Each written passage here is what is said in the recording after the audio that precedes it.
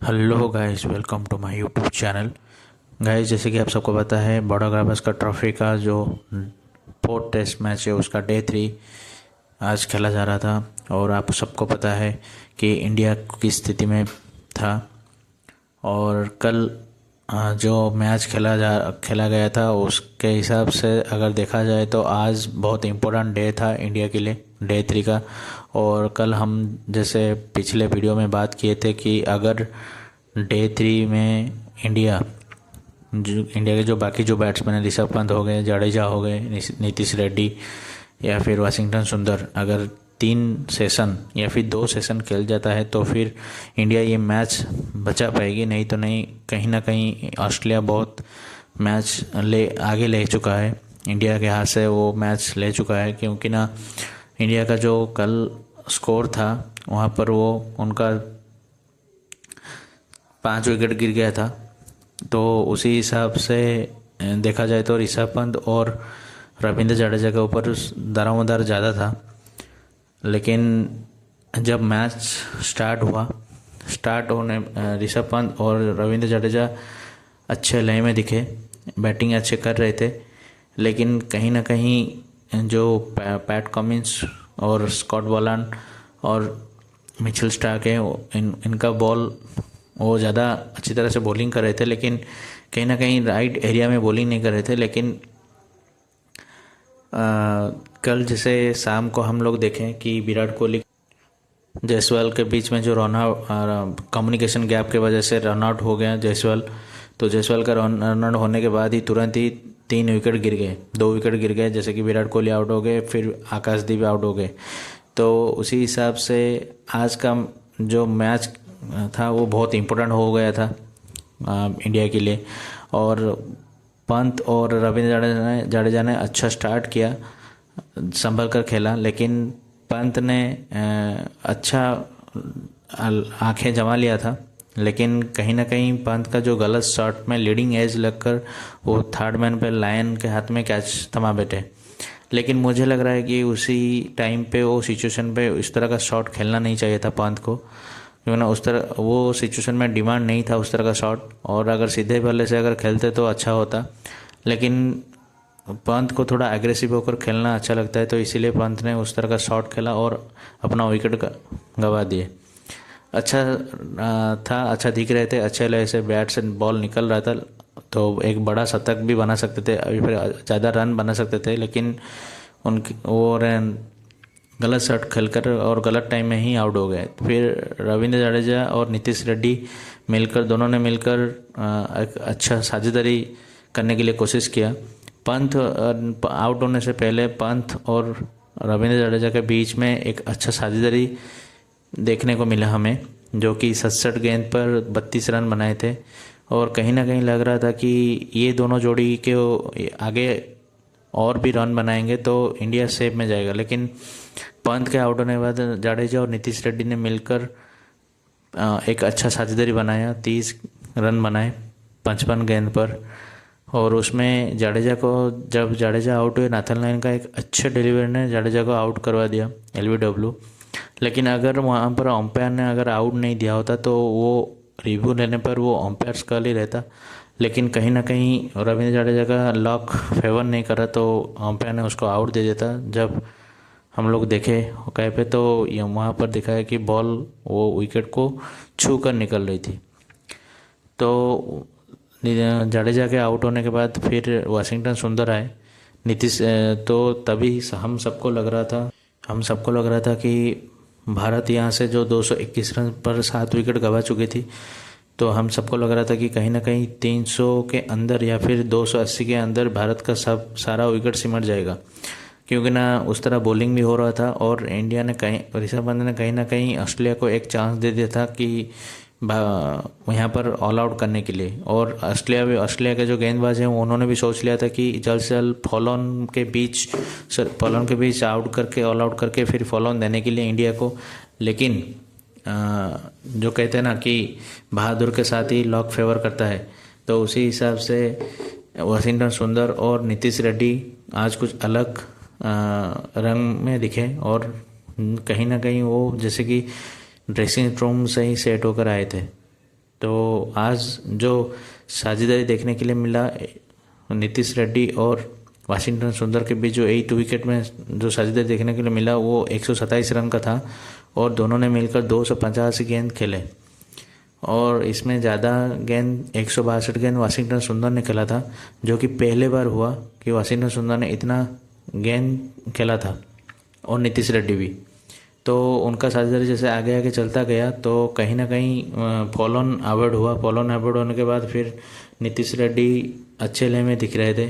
नीतीश रेड्डी के बारे में जितना बोलेंगे उतना कम है, क्योंकि ना वो पहले टेस्ट जब से डेब्यू किए हैं तब से वो दिखा रहे हैं कि उनका जो बैटिंग काबिलियत कितना है, वो जो टेक्निक है वो कितना है। तो उनका जैसे हर पारी में जैसे वो अच्छे लय में दिख रहे थे, इस बार भी अच्छे लय से दिख रहे थे।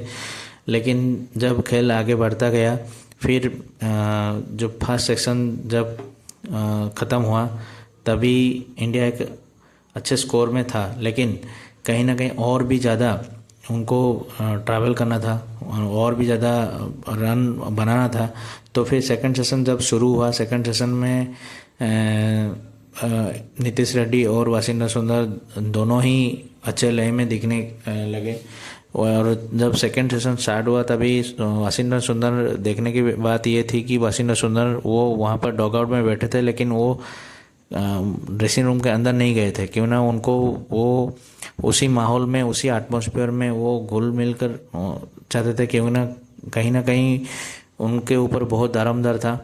तो उन्होंने एक अच्छा पारी खेला और इंडिया को एक अच्छे स्थिति में लाकर पहुंचा। अभी भी इंडिया अच्छी स्थिति में नहीं है, लेकिन फिर भी वाशिंगटन सुंदर और हमें लगता है वाशिंगटन सुंदर और नीतीश रेड्डी ने इंडिया का लाज रख लिया, क्योंकि ना अगर यहाँ पर अगर इंडिया का ये 127 रन पार्टनरशिप नहीं बनता तो इंडिया यहाँ से मैच, और जो हम लोग उम्मीद रख रहे हैं कि मैच इंडिया बचा लेगी, लेकिन वो भी नहीं होता।